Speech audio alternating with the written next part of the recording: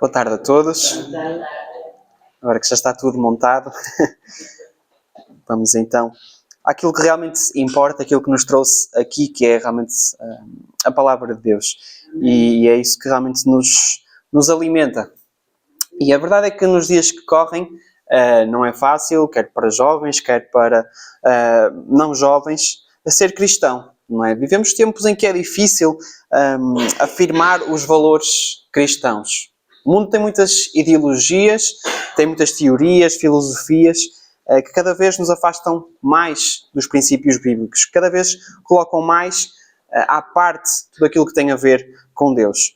É difícil nós, por exemplo, posicionar-nos na questão em relação ao aborto, por exemplo. Vamos ser vistos como antiquados, machistas, retrógrados, enfim. Vamos ser chamados de muitas coisas, não é? Vamos dizer que somos pessoas que discriminam, vamos ser chamados de intolerantes. E é difícil nós realmente mantermos os nossos valores bíblicos, valores cristãos nos dias que correm. Mas se hoje é difícil, antes não foi diferente, não é? Cada época teve a sua dificuldade. E mesmo lá no tempo do Velho Testamento, com o povo de Israel, mesmo aqueles que queriam ser fiéis a Deus, dentro daquele que era o povo escolhido de Deus, também sentiam dificuldades. Hoje vamos ver o caso do profeta Elias. O profeta Elias passou também por dificuldades, simplesmente por anunciar algo que estava a ser feito que era contra a vontade de Deus, não é? E se nós fôssemos ver aqui a 1 Reis, capítulo 16, versículos 30 a 33, é o contexto em que surge o profeta Elias e diz-nos assim em 1 Reis 16, do versículo 30 até o versículo 33. Fez Acabe, filho de Onri, o que era mau perante o Senhor, mais do que todos os que foram antes dele. Como se fora coisa de somenos andar ele nos pecados de Jeroboão, filho de Nebate, tomou por mulher a Jezabel, filha de Etbaal, rei dos Sidónios, e foi e serviu a Baal e o adorou. Levantou um altar a Baal na casa de Baal que edificara em Samaria. Também Acabe fez um poste ídolo, de maneira que cometeu mais abominações para irritar ao Senhor, Deus de Israel, do que todos os reis de Israel que foram antes dele. Então, vai ser neste contexto que vai surgir o profeta Elias. Ele surge aqui no reinado do rei Acabe, que, como acabamos de ler, foi dos piores reis, daqueles que mais fez o povo desviar-se de Deus. Ele que se casou com Jezabel e que construiu altares a Baal e que levou o povo à idolatria. Levou o povo a servir a este Baal. E nós vamos chegar então aqui ao capítulo 18, depois de Elias anunciar a seca como castigo pela idolatria do povo, não é? Por aquilo tudo que estava a acontecer, pela adoração a estes deuses. Nós vamos chegar então aqui ao capítulo 18, já no terceiro ano da seca. Já depois do povo sofrer muito com a falta de alimento, não é? Com a falta de água. E também depois de o próprio Elias ter sido perseguido, não é? Embora ele tivesse sido escondido por Deus, mas vamos ver que ele foi perseguido pelo rei Acabe, porque o rei Acabe considerava que o mal estava em Elias e não nele próprio, e não na forma como ele estava a levar o povo a pecar. Então chegamos ao capítulo 18, que é onde nós vamos nos focar agora nos próximos minutos, e no versículo 1 e 2 diz-nos, no capítulo 18, muito tempo depois veio a palavra do Senhor a Elias, no terceiro ano, dizendo: vai e apresenta-te a Acabe, porque eu darei chuva sobre a terra. Partiu, pois, Elias a apresentar-se a Acabe, e a fome era extrema em Samaria. Passaram 3 anos. 3 anos de seca. 3 anos em que, neste momento, a fome era extrema. Havia muita incerteza sobre o futuro. Como é que seria o futuro? Onde é que nós poderemos ir buscar alimento? Como é que nós nos vamos sustentar? Israel vivia neste contexto. Uma seca devastadora. Culpa do seu pecado, culpa da idolatria, não é? Da adoração aos deuses falsos. E então Elias recebe esta ordem. Olha, vai e apresenta-te perante Acabe. Parece uma ordem simples, mas não era. Esta ordem, ela carregava um grande peso, porque Elias teria de se apresentar perante aquele que o culpava por todo o desastre, por toda aquela seca devastadora que estava a acontecer. Basicamente, aqui Deus está a dizer para ele caminhar em direção ao perigo, não é? Em relação àquele que poderia fazer mal à sua própria vida. E se calhar muitas vezes nós sentimos da parte de Deus que devemos caminhar em certa direção, mas parece difícil, parece até perigoso. Mas é nesses momentos que a verdadeira fé opera, não é? Porque a verdadeira fé, ela não espera segurança para obedecer, mas ela leva-nos realmente a avançar, não é? Quando nós temos verdadeira fé, nós não esperamos para conhecer o chão onde nós vamos pisar, mas ela leva-nos a avançar. Elias não discutiu, ele não pediu mais sinais, ele obedeceu e ele foi. Assim lemos no versículo 2. Partiu, pois, Elias a apresentar-se a Acabe. Muitas vezes também nós ficamos presos a este mesmo medo, não é? E se der errado? E se não resultar? E se eu fracassar? E se eu perder tudo? Não é? Mas às vezes aquilo que nós nos devemos perguntar realmente é: e se Deus estiver apenas à espera que eu dê este passo de fé para poder agir? Às vezes precisamos de dar um passo de fé. Não é? E a Bíblia mostra-nos que os milagres começam sempre com um passo de fé. O povo, antes de passar pelo Mar Vermelho, teve que aguardar por Moisés. E ele deveria levantar o seu cajado, a sua vara, para que o mar se pudesse abrir. O apóstolo Pedro, ele também teve que sair do barco para poder caminhar sobre as águas. E Elias, ele também teve que ir e apresentar-se a Acabe, antes que pudesse vir a chuva. Não é? Em todos estes momentos, nós vimos e vemos que é importante este passo de fé. A obediência traz depois a bênção e leva-nos pelo caminho que Deus realmente prepara para cada um de nós. E a seca que estava a acontecer em Israel, ela não era apenas física, mas era também espiritual. Eles estavam afastados de Deus. E isso tinha trazido consequências. Não é? E nos nossos dias nós vemos também as consequências que estarmos afastados de Deus nos traz. E nós vemos relacionamentos quebrados. Vemos vidas espirituais cada vez mais supérfluas ou vazias. Não é?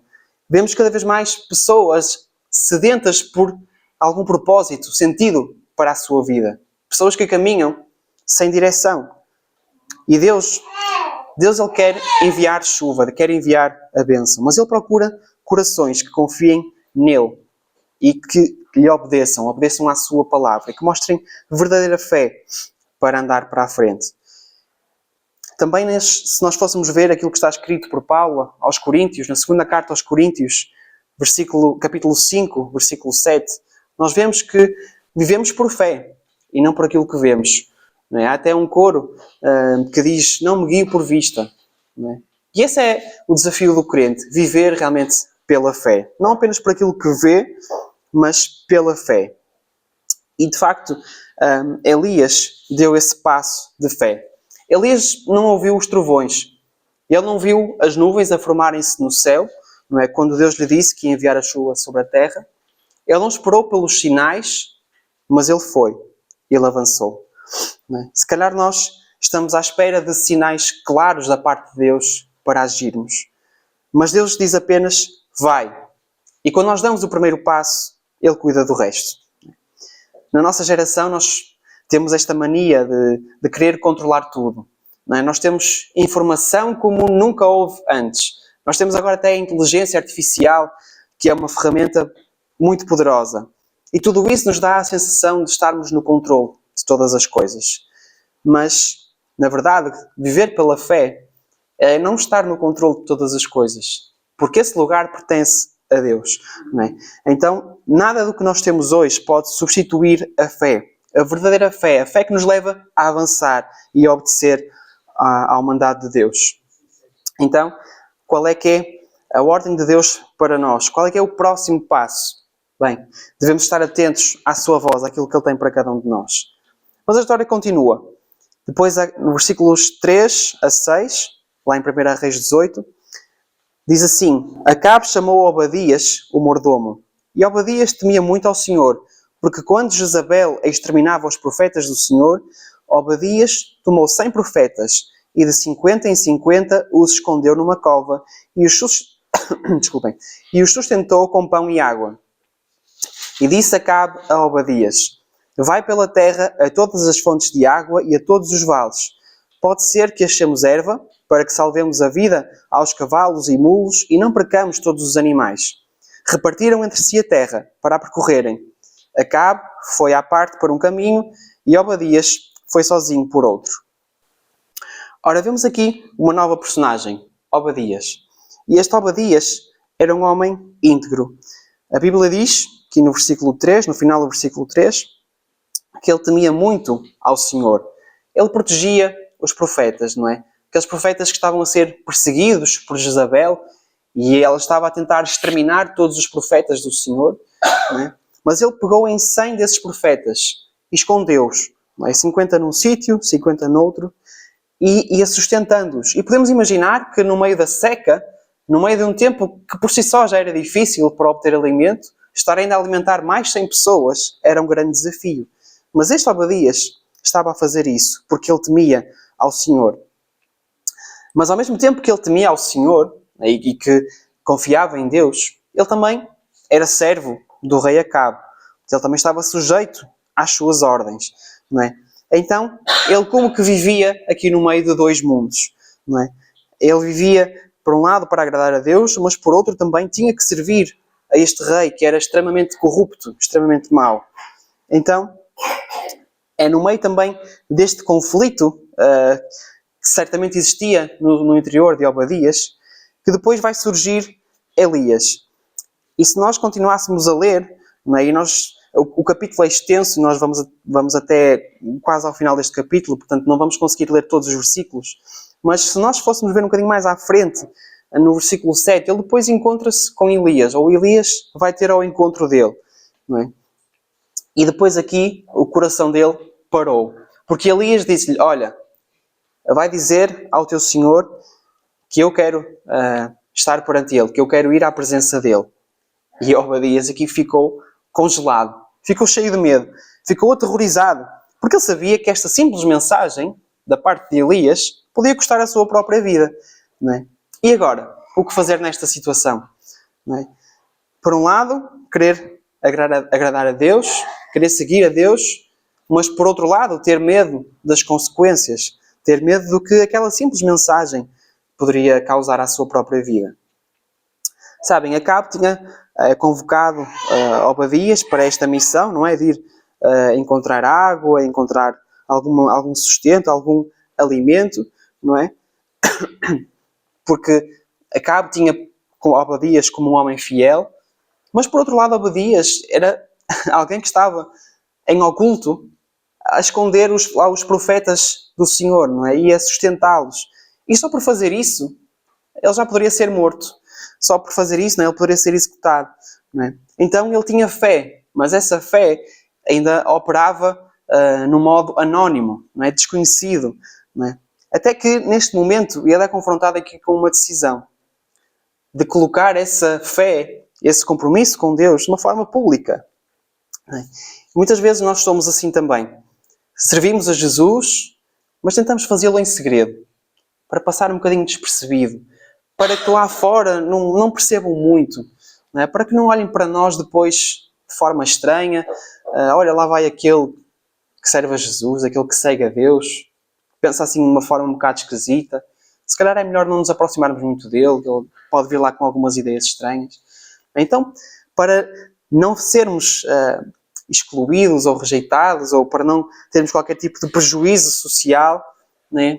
Às vezes mais vale esconder um bocadinho a nossa fé. Ao domingo nós podemos cantar e orar e louvar, mas depois durante a semana é mais fácil, mais cómodo para nós escondermos a nossa fé. E então vamos para o nosso trabalho, para a nossa universidade, para a nossa escola e falamos sobre tudo. Falamos sobre o futebol, falamos sobre a final da Taça de Portugal que está agora a acontecer e falamos sobre aquela série da televisão que está a dar. Até podemos dar assim algumas ideias sobre política, dizer que o partido A ou B é melhor porque tem aquela ideia para a economia, aquela ideia para a saúde. Falamos sobre todo o tipo de assuntos. Mas quando chega a parte de falar sobre a fé, então nós calamos-nos, não é? E escondemos-nos. E muitas vezes nós vivemos assim, não é? E se calhar há irmãos por todo o mundo que têm mesmo de esconder a sua fé porque são perseguidos. Mas nós aqui em Portugal e em tantos outros países da Europa não sofremos essa perseguição. Nós podemos livremente falar de Jesus. Mas muitas vezes não o fazemos. Não é? Muitas vezes nós continuamos a servir a Jesus em segredo. Às vezes dentro da nossa própria família nós escondemos as nossas convicções. Nós no nosso dia-a-dia tentamos equilibrar estes dois mundos. Não é? O mundo espiritual e o mundo do dia-a-dia da nossa sociedade.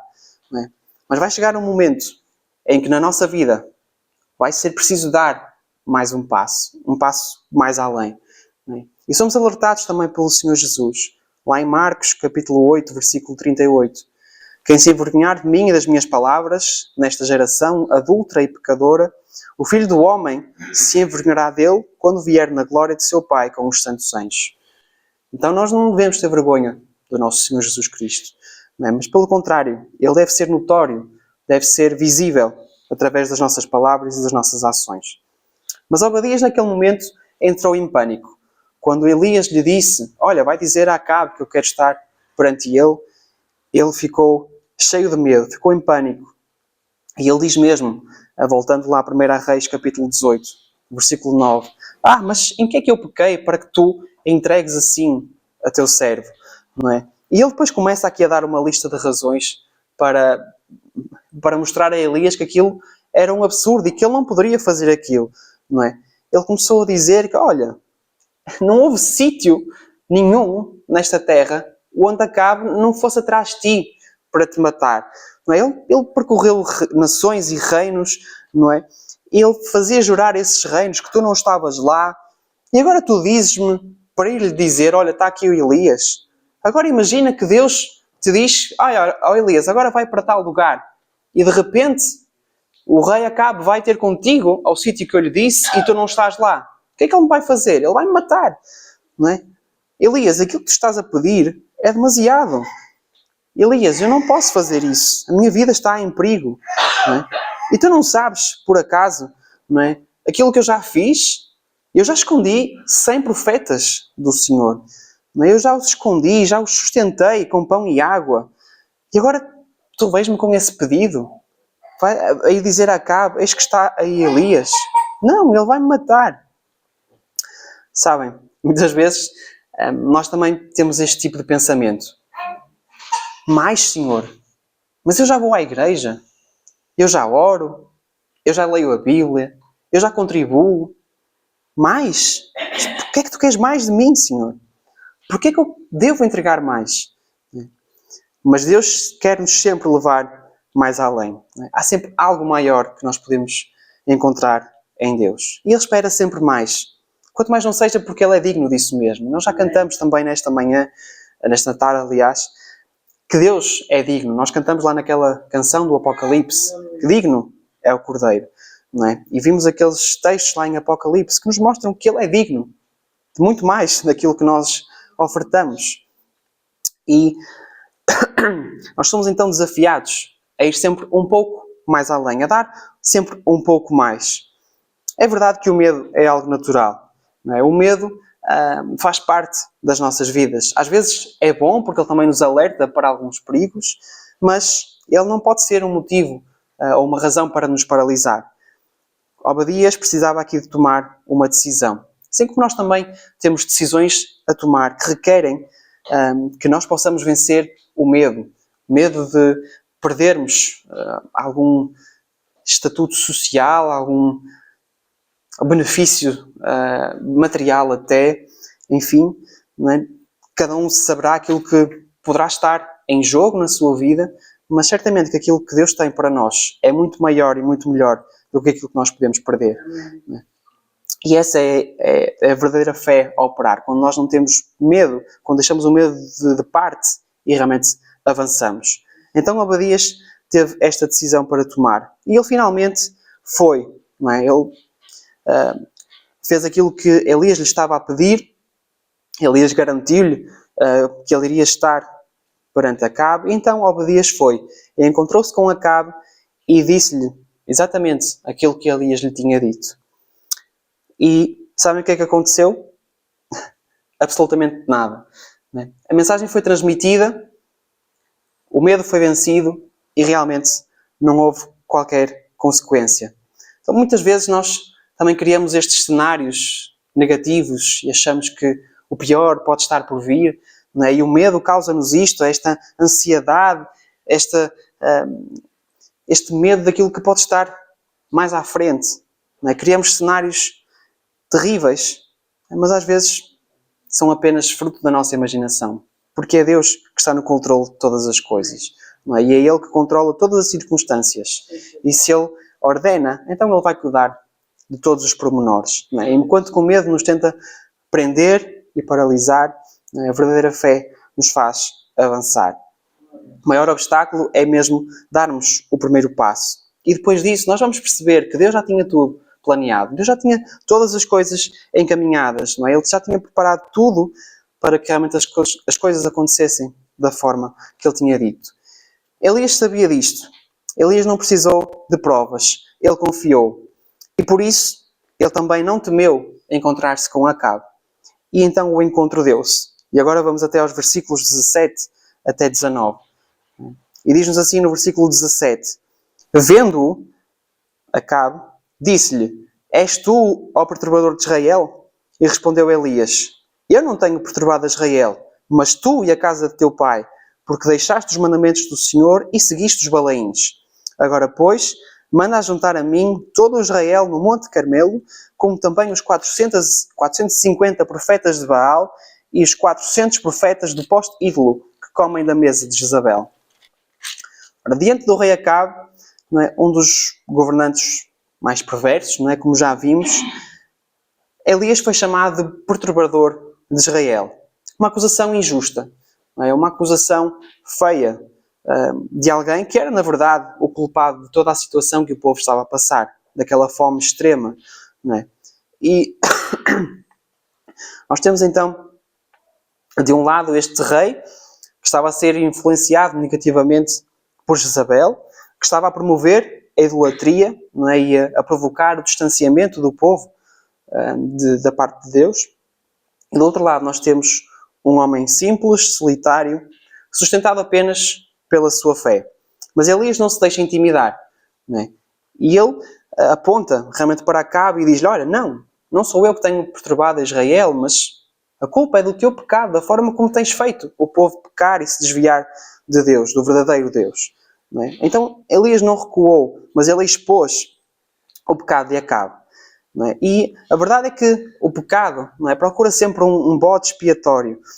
Quando a verdade incomoda, é mais fácil atacar o mensageiro do que mudar de vida. Não é?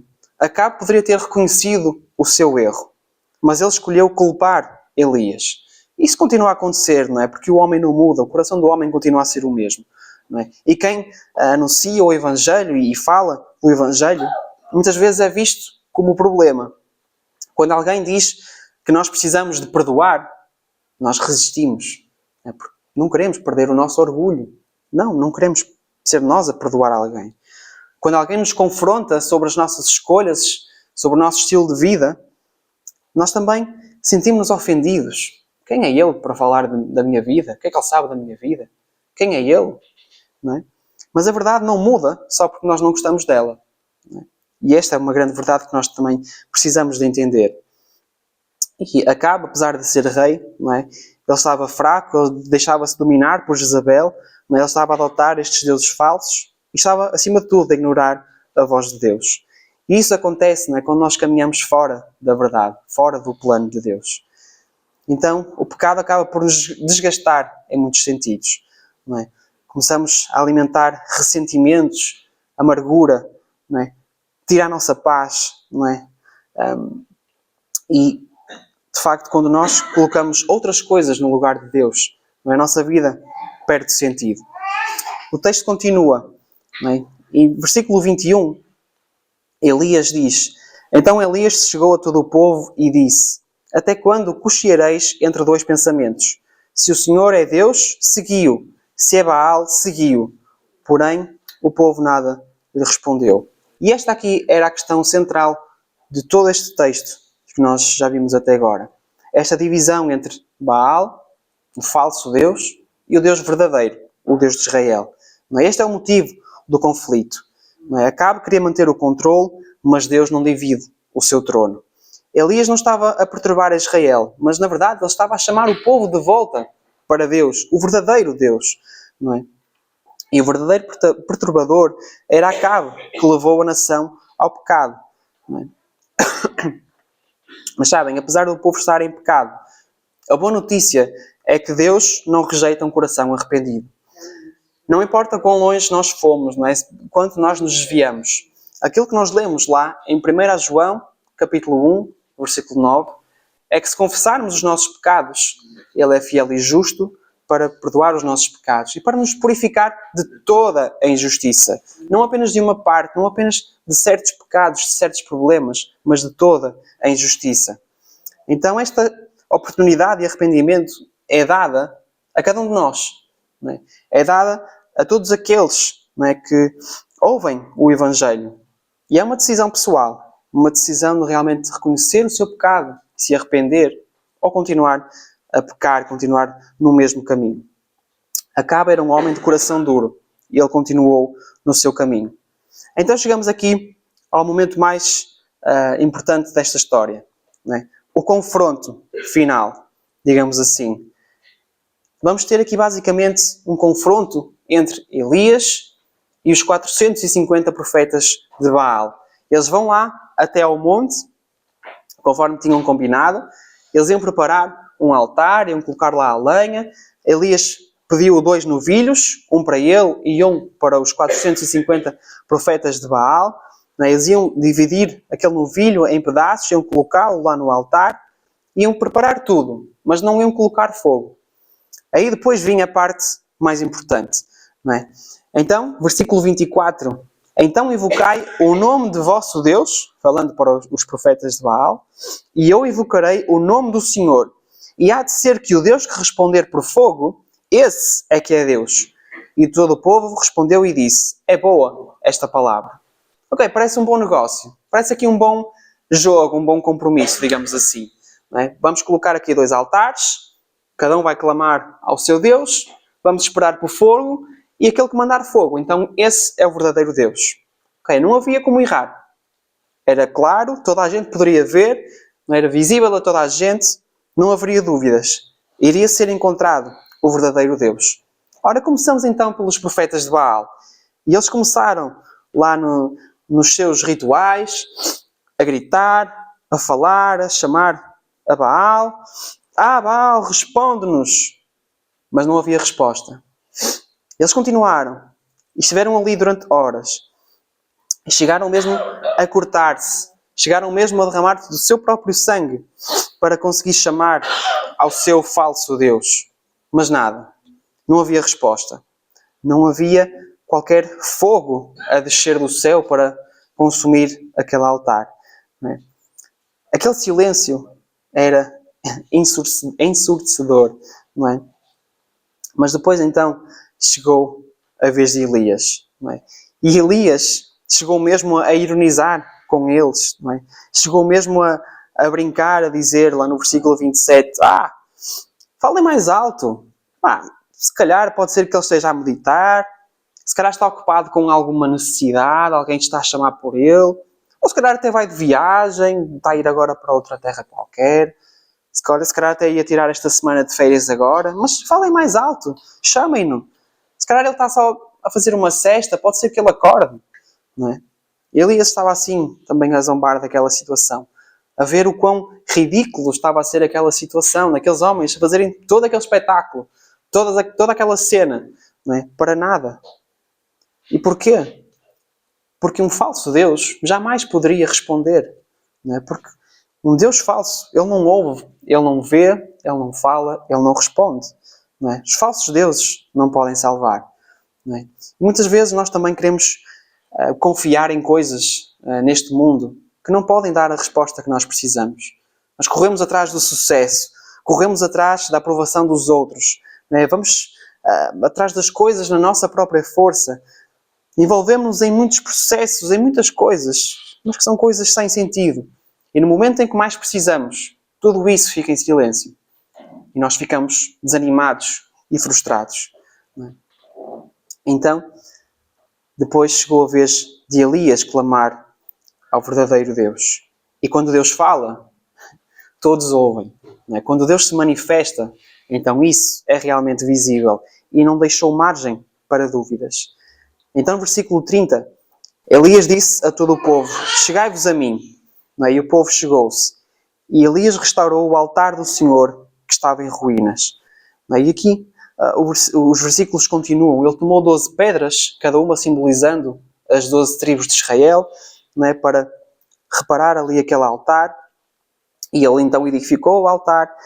Depois armou a lenha, fez tudo, dividiu o novilho em pedaços, colocou sobre a lenha. E ele foi mais além ainda. Não só ele preparou o altar e todas aquelas coisas, como mandou ainda colocar água naquele altar. Já era difícil, não é, que viesse fogo assim do nada, mas ainda vir fogo para cima de uma coisa molhada, ainda mais difícil. Mas ele não fez isto apenas uma vez, mas ele pediu que colocassem água segunda vez e terceira vez. Portanto, 3 vezes água, aquilo ficou totalmente encharcado. Não é? Era impossível que alguém chegasse lá com um fósforo e aquilo pegasse alguma coisa. Não havia como. Não é? Mas assim foi. Ele mandou 3 vezes colocar lá água. De tal forma que a água escorria, não é, para fora. Não é? E então, foi aí nessa altura que ele falou. Versículo 36. No devido tempo, para se apresentar à oferta de manjares, aproximou-se o profeta Elias e disse: Ó Senhor, Deus de Abraão, de Isaque e de Israel, fique hoje sabido que tu és Deus em Israel, e que eu sou teu servo, e que segundo a tua palavra fiz todas estas coisas. Responde-me, Senhor, responde-me, para que este povo saiba que tu, Senhor, és Deus, e que tu fizeste retroceder o coração deles.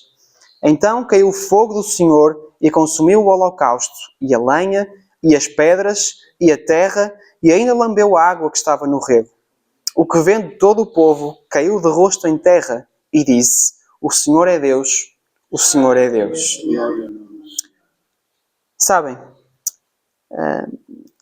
aquilo que foi mais importante antes de chegar a este momento do fogo cair, foi realmente ter o altar construído. O altar do Senhor estava em ruínas. Aquele povo caminhava sem direção. O povo estava confuso, dividido. Os seus corações, por um lado, tinham o Deus de Israel, mas por outro lado, rendiam-se também aos falsos deuses. Então era necessário reconstruir o altar. E quantas vezes isso também acontece nas nossas vidas? A nossa fé, outrora, já foi forte, mas hoje estamos desanimados. A nossa comunhão com Deus já foi intensa, mas agora estamos frios. As nossas orações, calhar, já foram constantes, mas hoje elas podem ser raras. Sabem, Elias colocou 12 pedras para lembrar àquele povo a sua identidade. Eles eram um povo de Deus, eles eram o povo de Israel. Então nós também nos devemos lembrar a quem nós pertencemos. Nós devemos lembrar que somos povo de Deus, povo eleito. Somos filhos de Deus, co-herdeiros com Cristo. Não é? Devemos ter isto bem claro na nossa mente. Não é? E que isso possa ser realmente ânimo para cada um de nós. Que não seja meramente saber que, aleluia, sou salvo, vou para o céu. Não, mas isto deve ser algo que nos traz alegria constante, esperança constante, paz constante nas nossas vidas. Não é? O desafio que Elias tinha era grande, não é? Mas ele ainda foi mais além. Ele ainda colocou água naquele altar. Tornou ainda mais difícil que viesse fogo e que o fogo pudesse fazer arder aquilo que estava sobre o altar. Não é? Mas Deus não precisa de facilidades. Ele não precisa do contexto ideal. Ele não precisa de que tudo esteja a seu favor para ele poder operar e para ele mostrar o seu poder. Porque quando ele age, não há realmente dúvidas de que ele age, de que foi ele a agir. não é? Então talvez a situação em que nós estejamos neste momento também possa parecer impossível, mas Deus não é limitado por probabilidades. Não é? Ele não precisa que as estatísticas estejam a seu favor. Ele não precisa do cenário perfeito para operar. Ele apenas precisa de um altar restaurado. Ele apenas precisa de um coração obediente, um coração disposto a segui-lo, um coração que realmente o quer servir e honrar. Então Elias não precisou de gritar, de dançar, de se cortar, mas ele orou. Ele entregou tudo a Deus.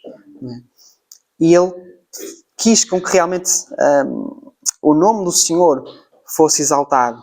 Ele diz, não é? Fique hoje sabido que tu és Deus. Ele não buscou a glória para si. Ele não orou a dizer, Senhor, que tu mostras que eu sou o verdadeiro profeta e que eu é que estou a fazer isto e que é através de mim que vai descer o fogo. Não.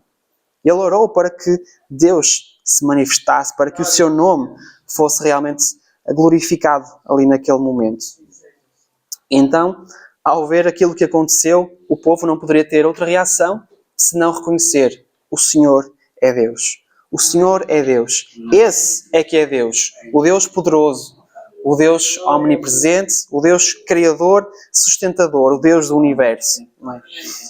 Realmente, o fogo do Senhor Deus não apenas queimou o sacrifício, mas ele restaurou também a fé de uma nação.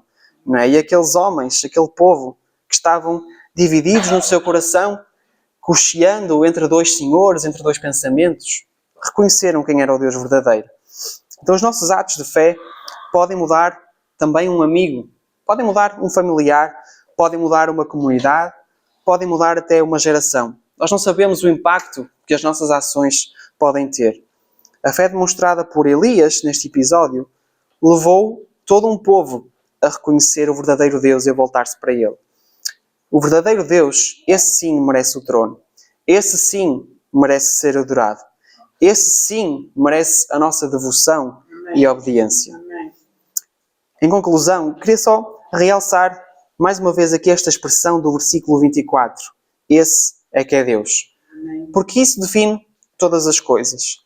Se nós reconhecermos de forma sincera este verdadeiro Deus, não é? O Deus soberano, todo-poderoso, omnisciente, omnipresente, criador, sustentador, o Deus do universo, então nós vamos sentir-nos seguros ao viver pela fé neste Deus, que é tudo isto que já dissemos. Não é? Nós vamos viver realmente a partilhar a nossa fé. Não vamos viver como agentes secretos de Deus, como pessoas que usam a máscara ao domingo e depois têm uma vida completamente diferente durante a semana. Ainda que tenhamos prejuízo por vivermos para Deus, perdermos algum prestígio, sermos excluídos socialmente, se calhar até algum bem material, não é? Ainda assim nós vamos ter a coragem de manter a nossa identidade de filhos de Deus. Ao reconhecermos que Deus é Deus, que esse é que é Deus, então nós não vamos deixar que nada mais ocupe o seu lugar. Nós não vamos deixar que ídolos possam tomar o seu lugar nos nossos corações. Não é? A prioridade vai ser Ele, vai ser Deus. Pois nós vamos reconhecê-lo como o Deus verdadeiro. Não vamos continuar a cochear entre dois senhores, entre dois pensamentos, mas vamos viver para Deus. Se nós reconhecermos que Deus é Deus, que esse é que é Deus, não é? Então o nosso altar é a nossa própria vida, nosso coração. Então ele vai estar sempre construído. Ele não vai entrar em ruínas. Não é? Ele vai estar sempre pronto. Não é? E quando o altar está construído, não é? Então o fogo pode descer. Então a bênção pode chegar. Amém. Que como igreja nós possamos hoje dizer: o nosso Deus, esse é que é Deus. Amém. Glória ao Senhor.